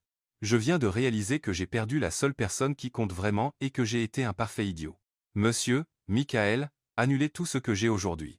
Je dois découvrir qui lui a fait ça, et ensuite je dois comprendre comment regagner la confiance de quelqu'un que je n'ai jamais mérité en premier lieu. Michael hocha la tête et partit discrètement, laissant Ethan seul avec le poids de son hésitation et la certitude qu'il venait de commettre la plus grande erreur de sa vie. Le penthouse n'avait jamais semblé si vide, si froid, si sans vie, et Ethan réalisa que tout l'argent du monde ne pouvait racheter ce qu'il avait perdu par manque de foi. 48 heures après le départ de Sophia du penthouse, Ethan était devenu une version masculine d'un détective privé obsédé. Des papiers étaient éparpillés sur tout son bureau. 3 tasses de café froid étaient abandonnées. Et il portait une expression que Michael n'avait vue qu'une fois auparavant. Quand Ethan avait découvert que quelqu'un essayait d'acheter sa compagnie dans son dos. Michael. Ethan dit en levant les yeux d'une pile de publications imprimées des réseaux sociaux. J'ai besoin de votre aide. Bien sûr, monsieur. Bien que je doive mentionner que vous avez l'air un peu sauvage. Ethan jeta un œil à son reflet dans la fenêtre. Michael avait raison. Ses cheveux étaient en désordre, sa barbe poussait, et il y avait une tache de café sur sa chemise habillée.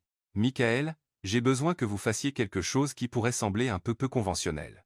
Monsieur, j'ai travaillé pour vous pendant la phase où vous avez décidé d'apprendre le saxophone à 3 heures du matin.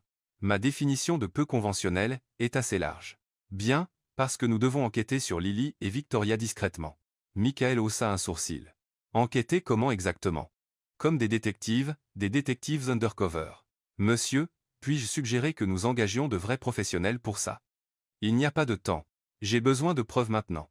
Et d'ailleurs, Ethan se leva avec une détermination que Michael reconnut comme potentiellement problématique. Chest personnel. 2 heures plus tard, Ethan était méconnaissable.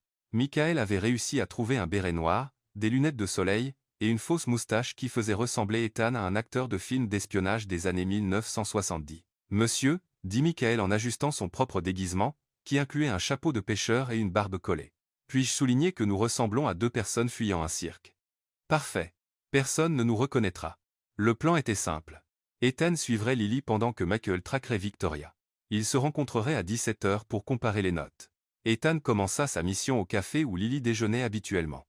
Il commanda un café, s'assit à une table proche, et fit semblant de lire un journal en l'observant. Tout se passait bien jusqu'à ce qu'il réalise qu'il tenait le journal à l'envers. « Excusez-moi, dit une dame âgée à la table d'à côté. Êtes-vous bien?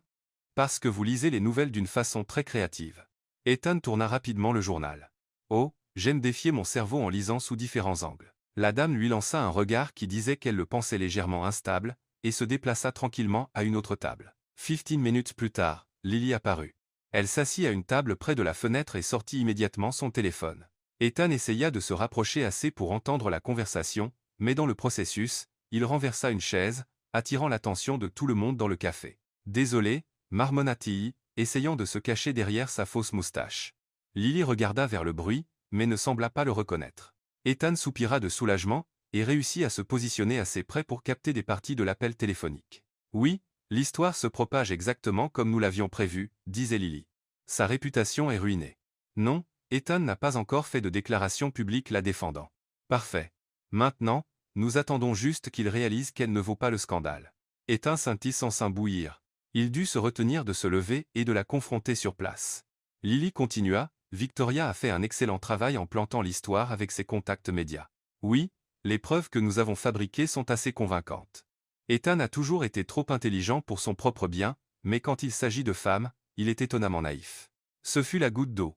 Ethan se leva brusquement, mais dans le mouvement soudain, sa fausse moustache tomba dans la tasse de café de la table d'à côté. « Ma moustache » cria-t-il instinctivement, puis réalisa ce qu'il venait de dire. Tout le café se tourna pour regarder. Lily regarda aussi, et pendant un moment, leurs yeux se croisèrent. Ethan vit l'instant exact où elle le reconnut, même sans la moustache. « Ethan, dit-elle, les yeux écarquillés. Non, Jesus Roberto. Roberto avec les moustaches. Je vends des moustaches. Lily se leva lentement. Ethan Cole, que faites-vous ici déguisé en quoi que ce soit? Découvrir la vérité sur vous, dit-il, abandonnant la comédie. J'ai tout entendu, Lily, sur vous fabriquant des preuves, plantant l'histoire dans les médias. Lily sourit froidement. Avez-vous prouvé quelque chose, parce que tout ce que vous avez est la parole d'un homme qui espionnait les gens avec une fausse moustache. Elle avait un point. Ethan réalisa que même s'il avait entendu la confession, il n'avait pas de preuves réelles. Mais vous savez quoi, Ethan, continua Lily. Je vous ai rendu service. Je vous ai sauvé d'une croqueuse de diamants qui attendait juste le bon moment pour faire son coup. Sophia n'est pas une croqueuse de diamants. Elle ne savait même pas que j'avais de l'argent quand elle a commencé à travailler pour moi. Oh, s'il vous plaît. Bien sûr qu'elle savait. Vous pensez que quelqu'un prend un travail dans un penthouse sans savoir qui est le patron? Ethan hésita une seconde. C'était vrai que Sophia savait qu'il avait de l'argent, mais ça n'a pas d'importance, dit-il enfin. Elle ne m'a jamais rien demandé. Elle n'a jamais essayé de profiter. Pasenkore. Je parie que maintenant elle va apparaître avec un procès pour détresse émotionnelle. Vous ne connaissez pas Sophia. Je connais les femmes comme elle, et vous devriez aussi. Après tout ce que vous avez traversé, Lily prit son sac et se leva. Ethan, quand vous aurez fini de jouer au prince et à la pauvre, appelez-moi. Je suis toujours prête à vous pardonner cette phase folle. Elle sortit du café, laissant Ethan seul avec ses découvertes et une fausse moustache flottant dans une tasse de café. Pendant ce temps, Michael vivait sa propre petite enquête au bureau où travaillait Victoria. Déguisé en livreur de fleurs, il réussit à entrer dans le bâtiment et essayait d'en savoir plus sur son rôle dans le scandale. Livraison pour Victoria Williams, dit-il à la réceptionniste. Elle est en réunion. Vous pouvez la laisser ici. En fait, j'ai besoin de sa signature en personne. Ce sont des fleurs chères. La réceptionniste soupira. Chambre 1205, mais faites vite. Michael monta au 12e étage et trouva Victoria au téléphone dans son bureau. La porte était légèrement ouverte, lui permettant d'entendre la conversation. Oui, maman. Je sais que ça sonne cruel, mais c'est du business. Ethan doit comprendre qu'il y a des conséquences à ses choix romantiques. Non, je ne me sens pas mal. Cette femme profitait clairement de lui. Michael se rapprocha mais heurta accidentellement la plante du couloir. Le bruit fit jeter un œil à Victoria à la porte. Excusez-moi, dit Michael en feignant de se reprendre. Des fleurs pour vous? Victoria fronça les sourcils. Je n'ai pas commandé de fleurs. Oh, mais quelqu'un l'a fait. Un admirateur secret peut être. Michael entra dans le bureau et posa les fleurs sur son bureau, appuyant discrètement sur le bouton d'enregistrement du téléphone qu'Ethan lui avait donné. Qui les a envoyés? Demanda Victoria. Je crains de ne pas pouvoir dire, madame. Confidentialité professionnelle de livraison de fleurs. Victoria sembla accepter la réponse et reprit son appel pendant que Michael sortait. Il resta juste dehors la porte, enregistrant le reste de la conversation. Où en étais-je? Oh, oui, Sophia est déjà sortie de la vie d'Ethan, exactement comme nous l'avions prévu. Maintenant, nous devons juste attendre qu'il réalise qu'il a besoin de quelqu'un à son niveau social. À 17 heures, Ethan et Michael se rencontrèrent au penthouse pour comparer ce qu'ils avaient trouvé. Tous deux semblaient visiblement fatigués, et encore un peu ridicules dans les restes de leur déguisement. Monsieur, dit Michael, j'ai un enregistrement de Victoria, admettant faire partie du plan. Et vous? J'ai entendu Lily tout confesser, mais je n'ai pas pu l'enregistrer. Quand même, entre les deux preuves, je pense que nous en avons assez. Que faisons-nous maintenant? Ethan regarda par la fenêtre vers la ville, pensant à Sophia.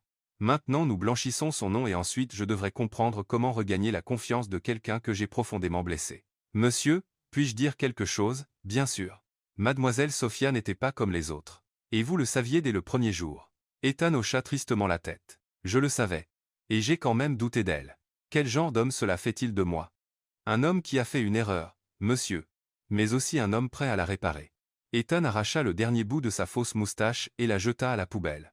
Michael, préparez tout pour une conférence de presse dans une semaine à partir d'aujourd'hui. Il est temps de dire la vérité.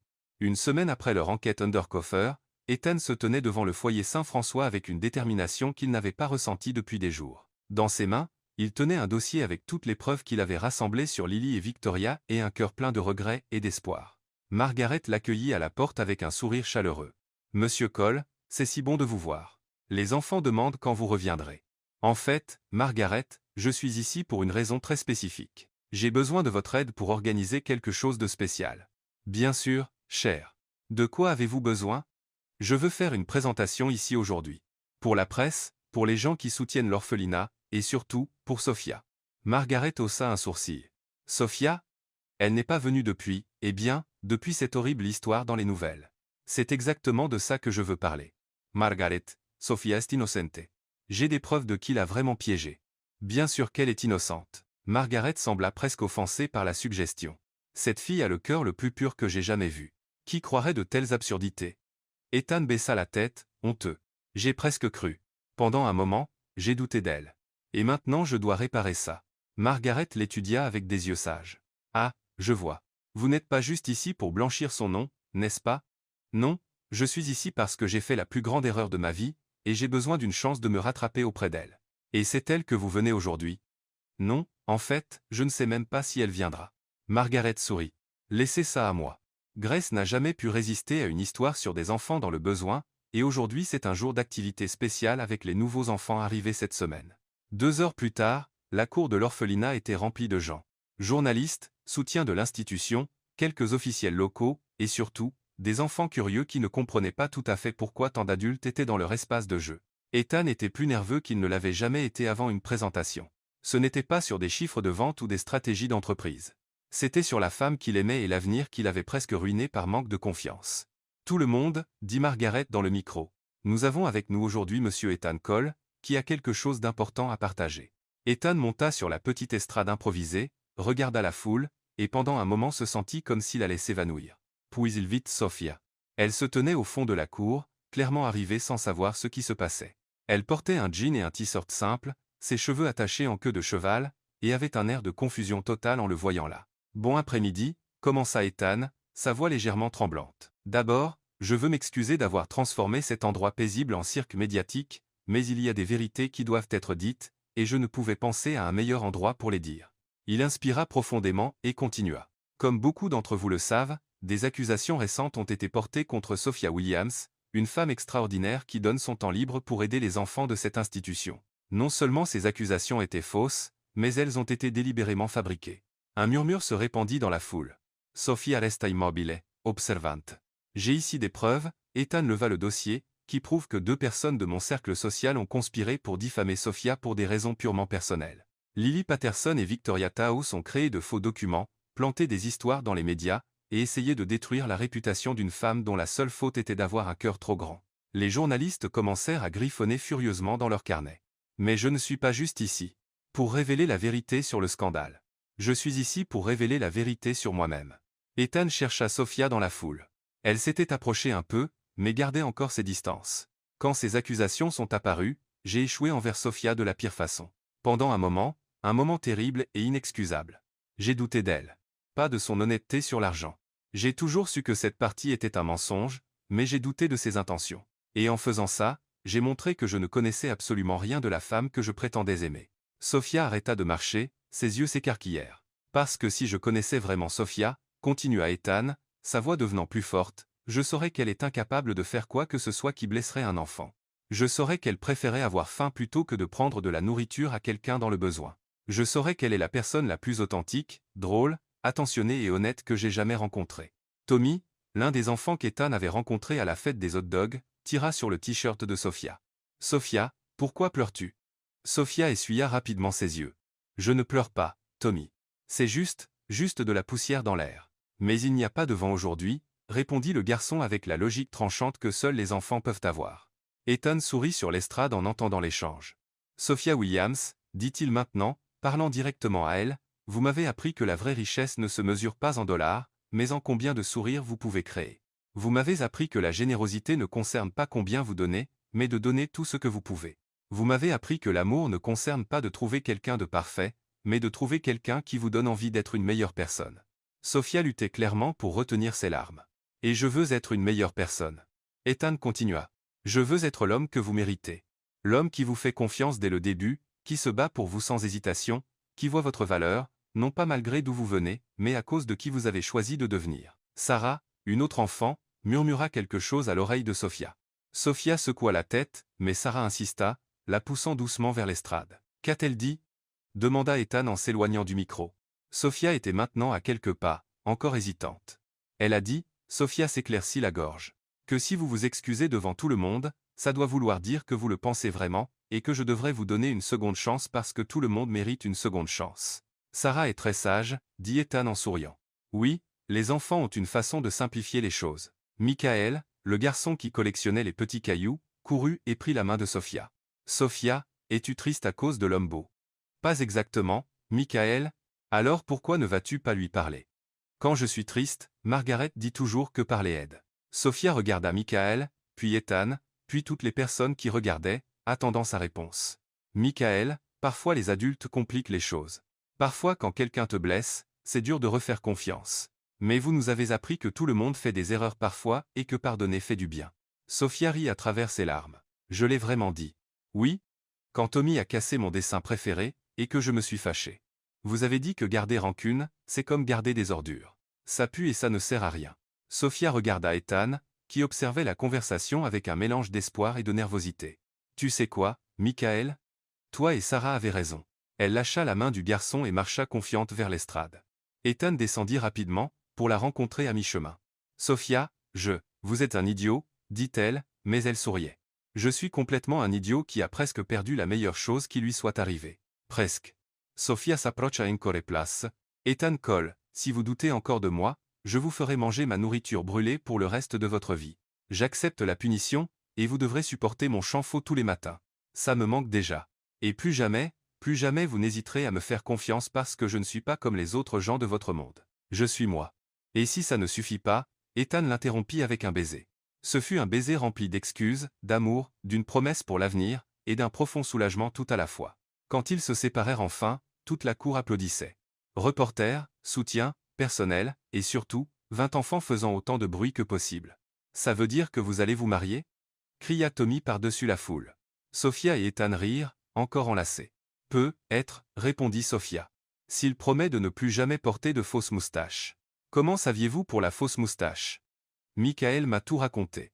Apparemment, vous vous êtes ridiculisé en essayant d'enquêter sur Lily. Complètement ridicule, admit Ethan. Bien, parce que si vous allez vous battre pour moi, je préférerais que ce soit en tant que votre vrai vous. Même si vous êtes un peu maladroit pour l'espionnage. Ethan l'embrassa à nouveau, et cette fois il n'y avait pas d'hésitation, pas de doute, pas de peur, seulement la certitude qu'il avait trouvé son vrai foyer. Pas dans le penthouse de luxe, mais dans les bras de la femme qu'il aimait exactement tel qu'il était. 6 mois après leur réconciliation à l'orphelinat, la vie avait pris un tournant que ni Ethan ni Sophia n'auraient pu imaginer. Le penthouse, autrefois un symbole froid de succès corporatif, était devenu quelque chose de complètement différent.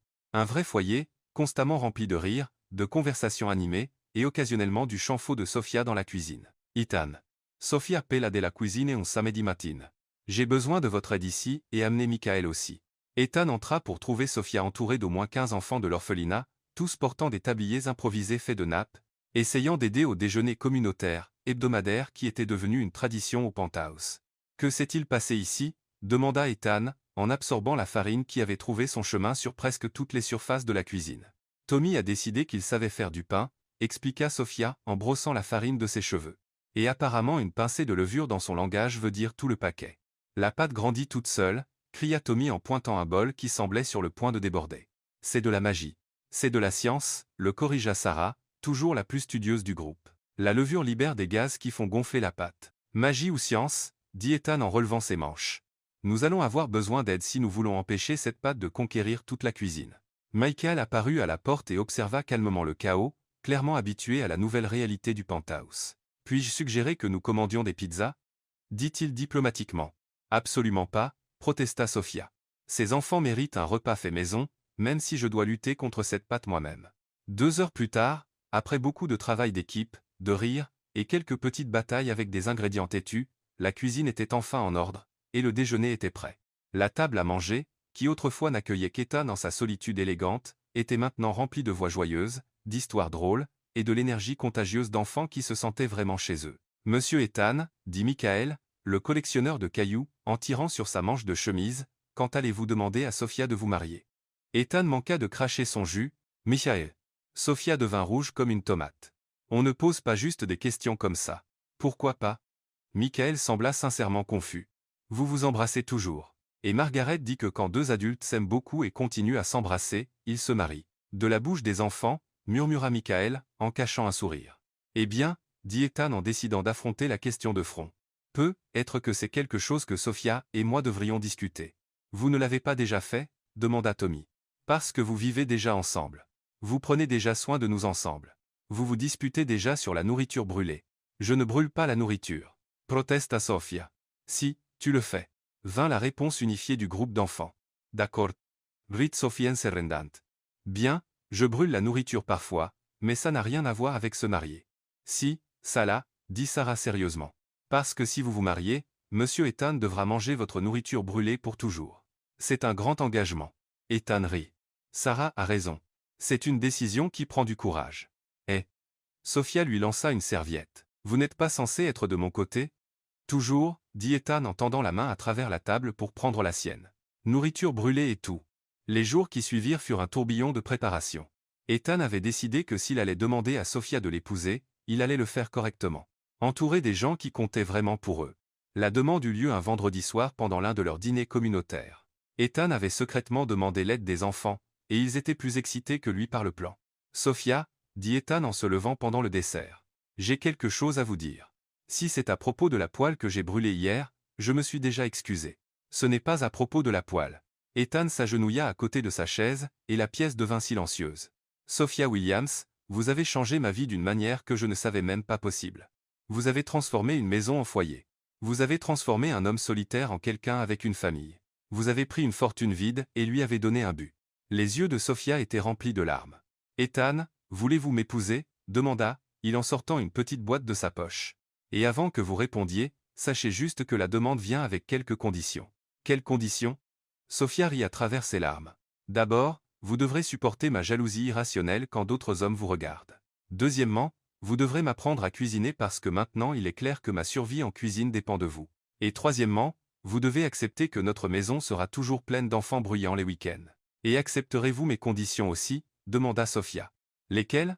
« D'abord, vous devrez supporter mon chant faux tous les matins. Deuxièmement, vous devrez accepter que je brûlerai la nourriture au moins une fois par semaine. Et troisièmement, vous devez promettre que vous ne douterez plus jamais de moi, même quand je fais quelque chose qui semble complètement fou. »« J'accepte toutes les conditions, » dit Ethan. « Alors, bien sûr, je le veux, homme idiot. » Sophia se jeta à son cou, manquant presque de le renverser dans le processus. Le mariage eut lieu 2 mois plus tard au printemps dans les jardins du foyer Saint-François. Ethan avait insisté pour le garder simple, et Sophia était d'accord. Tant qu'il pouvait inclure tous les enfants de l'orphelinat dans la cérémonie. Le résultat fut une célébration que personne n'oublierait jamais. Sophia portait une robe simple mais élégante, tandis qu'Ethan choisit un costume bleu marine qui correspondait parfaitement au thème détendu de l'événement. Margaret officia la cérémonie et les enfants servirent de porteurs d'alliance, de demoiselles d'honneur, et apparemment de commentateurs spontanés. « Vous pouvez vous embrasser maintenant » cria Tommy avant même que Margaret n'ait fini la cérémonie. « Tommy, nous n'en sommes pas encore là » murmura Sarah. « Mais ils se sont déjà embrassés plein de fois. Pourquoi doivent-ils attendre » Margaret rit. « Eh bien, pouvons-nous accélérer les choses. Ethan, acceptez-vous Sophia, comme votre épouse dans la maladie et la santé avec nourriture brûlée et nourriture comestible à Lick ?» Oui, dit Ethan en souriant. « Sophia, acceptez-vous Ethan, comme votre mari dans les moments de santé mentale et les moments de fausse moustache pour mission d'espionnage ?» Oui, rit Sophia. « Alors maintenant vous pouvez vous embrasser. » Le baiser fut interrompu par Michael, qui avait été chargé de porter les alliances sur un petit coussin. Dans l'excitation du moment, il trébucha et l'alliance d'Ethan vola dans les airs. « J'ai perdu l'alliance » cria Michael en panique. « Ne t'inquiète pas, » dit calmement Ethan. « L'alliance n'est pas ce qui compte. »« Mais ça ne compte pas sans l'alliance » protesta Tommy. « Je l'ai trouvée » appela Sarah en tenant l'alliance, qui avait roulé sous une chaise. Crise évitée. La fête dura le reste de l'après-midi. Il y avait de la musique live d'un groupe local, de la nourriture préparée collectivement par tous les invités, incluant quelques contributions questionnablement comestibles des enfants, et beaucoup de danse. Ethan et Sophia ouvrirent la piste de danse avec une valse simple, mais même ce moment romantique ne fut pas interrompu par les enfants. « Vous dansez mal » cria Tommy. « C'est comme ça. » Et il commença à bouger d'une façon qui ressemblait plus à combattre des monstres invisibles qu'à danser. « En fait, il danse parfaitement » dit Margaret en regardant le couple avec un sourire larmoyant.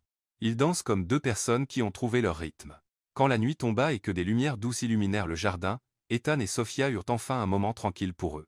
Ils s'assirent sur un banc près des rosiers, regardant les enfants courir dans le jardin avec des lanternes improvisées. « Alors, Monsieur Cole » dit Sophia en posant sa tête sur son épaule. « Comment ça fait d'être un homme marié ? Heureux, complet, et légèrement inquiet de ce que vous allez brûler pour le petit déjeuner demain. » Très drôle, rit Sophia. « Pour votre information, j'ai déjà décidé de faire des pancakes. Que pourrait-il mal se passer ?